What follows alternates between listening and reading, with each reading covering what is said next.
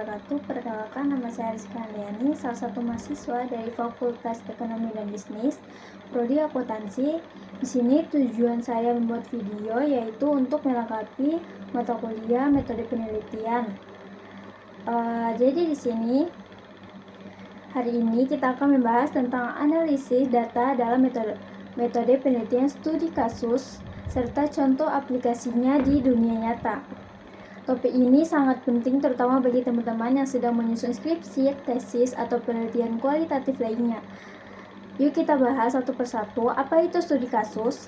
Metode studi kasus adalah pendekatan penelitian kualitatif yang digunakan untuk menggali suatu fenomena secara mendalam dan detail dalam konteks kehidupan nyata. Biasanya, studi kasus fokus pada satu analisis, misalnya satu individu, satu kelompok, satu institusi, atau satu peristiwa tertentu yang dianggap unik atau kompleks. Kenapa dipilih studi kasus? Karena ada hal-hal yang tidak bisa dijelaskan hanya dengan angka atau statistik. Misalnya, kalau kamu ingin tahu bagaimana proses pengambilan keputusan dalam sebuah organisasi yang kecil, maka studi kasus sangat cocok untuk digunakan. Penelitian ini menekankan pada pemahaman konteks, bukan pada generalisasi hasil. Itu artinya hasil penelitian tidak selalu berlaku untuk semua tempat atau kondisi, tapi sangat kaya akan makna untuk konteks tertentu. Nah, sekarang masuk ke bagian utama. Bagaimana cara menganalisis data dalam studi kasus tersebut. Karena studi kasus adalah bagian dari metode kualitatif, maka analisis datanya tidak menggunakan rumus statistik melainkan pendekatan deskriptif dan interpretatif.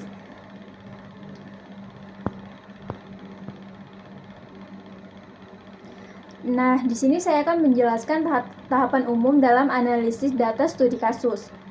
Yang pertama, yaitu mengorganisir data. Semua data yang telah dikumpulkan, baik hasil wawancara, catatan observasi, dokumen, atau foto, harus dirapikan.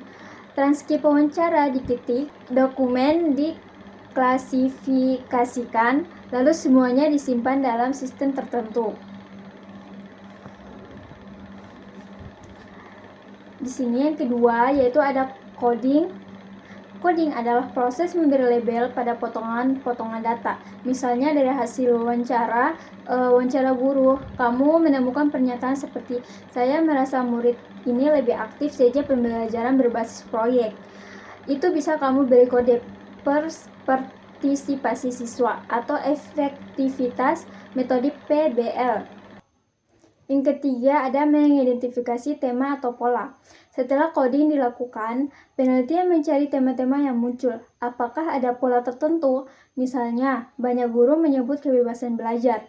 Sebagai hal positif ini menjadi salah satu tema utama.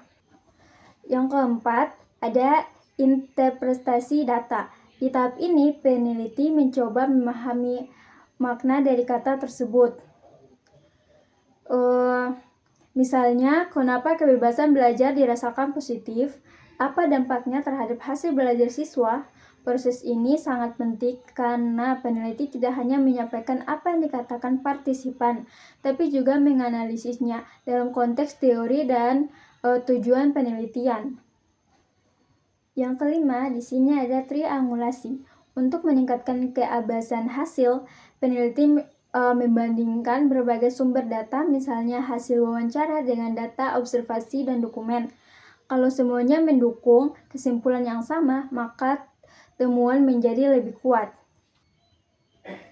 Beberapa peneliti menggunakan software bantu seperti NVivo, Atlas TI, atau MaxQDA. Tapi kamu juga bisa melakukannya manual asal sistematis. Studi kasus bisa diterapkan di berbagai bidang dan hasilnya sangat kaya. Di sini saya akan menjabarkan beberapa contoh nyata tentang studi kasus. Yang pertama ada di bidang pendidikan. Penelitian terhadap satu sekolah yang berhasil menerapkan kurikulum merdeka secara efektif. Peneliti mewawancarai guru, siswa, dan kepala sekolah, serta mengamati proses belajar. Analisis data menunjukkan bahwa fleksibilitas kurikulum memberi ruang inovasi bagi guru dan meningkatkan minat belajar untuk siswa. Yang kedua, di sini ada contoh di bidang bisnis. Studi kasus terhadap UMKM yang berhasil bertahan selama pandemi COVID-19. Peneliti menelusuri strategi digital marketing yang digunakan dan bagaimana hubungan personal dengan pelanggan dipertahankan. Yang ketiga, di sini ada di bidang kesehatan. Contoh dalam bidang kesehatan di sini yaitu studi kasus terhadap pasien yang berhasil pulih dari penyakit langka dengan metode terapi baru. Peneliti menggali pengalaman pribadi pasien dan tenaga medis untuk menjaga memahami proses pemulihan. Contoh yang keempat yaitu ada di bidang pemerintah. Studi kasus pada desa yang berhasil menerapkan sistem e-government. Peneliti meneliti faktor-faktor yang mendorong keberhasilan dan tantangan implementasinya.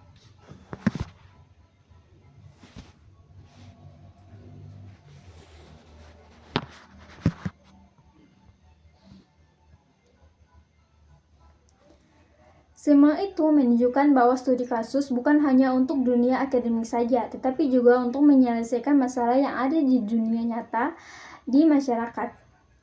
Di sini saya juga akan menjelaskan beberapa kelebihan dan kekurangan dalam studi kasus tersebut. Di sini kelebihan studi kasusnya yang pertama mendalam, detail, dan kaya akan konteks. Yang kedua, mampu menjelaskan mengapa dan bagaimana suatu fenomena itu terjadi. Yang ketiga, di sini bisa menghasilkan teori baru dari lapangan.